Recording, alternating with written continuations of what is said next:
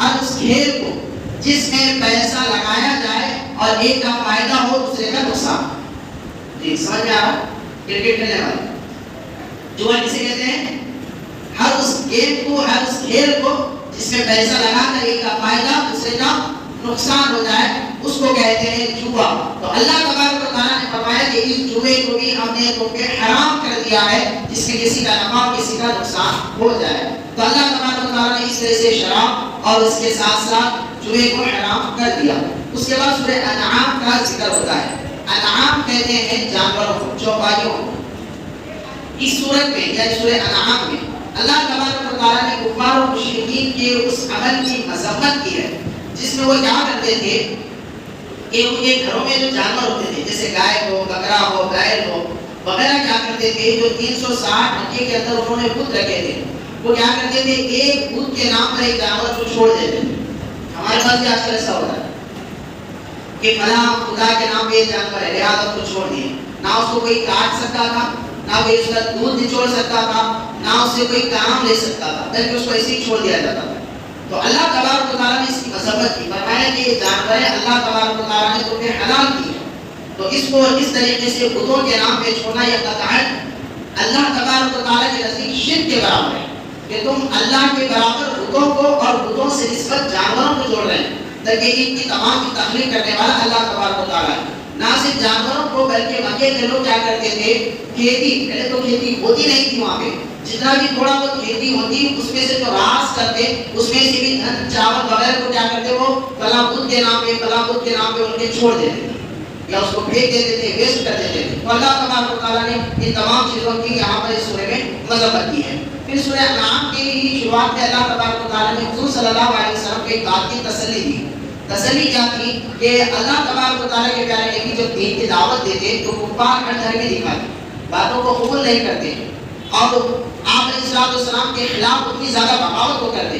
تو حضور صلی اللہ علیہ وسلم کو تسلی دیتے ہوئے اللہ فرماتا ہے کہ اے نبی آپ اپنے دین کے کام میں لگے رہیے.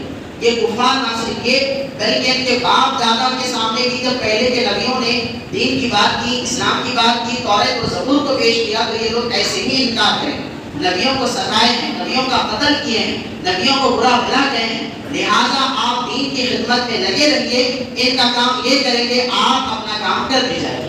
اللہ نے جس کو توفیق دی ہوگی وہ بالکل آپ کی بات کو قبول کرے گا اور آپ کے اوپر ایمان بھی لے کر آئے گا. یہاں پر اس آیت سے بات ہمیں سمجھنی چاہیے کہ دین کی کام میں اور دین کی خدمت میں ہمیشہ اسی شخص کو برا بھلا کہا جاتا ہے جو اپنے آپ کو وقف کرتا ہے. نہ صرف دین کے کام میں، آپ دیکھیں گھر کا کوئی بڑا ہوتا ہے جس کے ہاتھ میں کوئی ذمہ داری ہوتی ہے، وہ کوئی کام جب کرتا ہے تو گھر میں ایک دو لوگ ایسے بھی ہوتے ہیں جن کا کام صرف کرسی پر بیٹھنا، کام کرنے والے کو برا بھلا کہنا یا اس کی نکتہ چینی کرنا.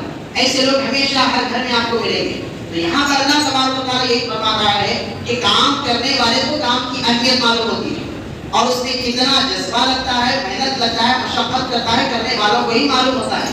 نہیں کرنے والے کو ہمیشہ نکتہ چینی دکھتی ہے، اس کے اندر کچھ نہ کچھ ٹھوس اور نقص نظر آتا ہے. تو اے نبی آپ اپنے کام کرتے جائیے، کیونکہ کفار کیا کرتے تھے ہمیشہ حضور صلی اللہ علیہ وسلم کے کام میں کچھ نہ کچھ نقص نکالتے، عیب نکالتے، بولتے آپ نے فلاں کام نہیں کیا، آپ نے فلاں بات صحیح نہیں کی. تو حضور کی دل آزاری نہ ہو جائے، اللہ تبارک و تعالیٰ فرماتا ہے نبی ایسے زمانے میں ہر زمانے میں لوگ ملیں گے جو نکتہ چینی کریں گے، بات بات پہ تانے ماریں گے. آپ ان کی طرف نہ دیکھیے، آپ اپنے کام کرتے چاہیے، اللہ تبارک و تعالیٰ اس کا نتیجہ آپ کو دینے والا ہے.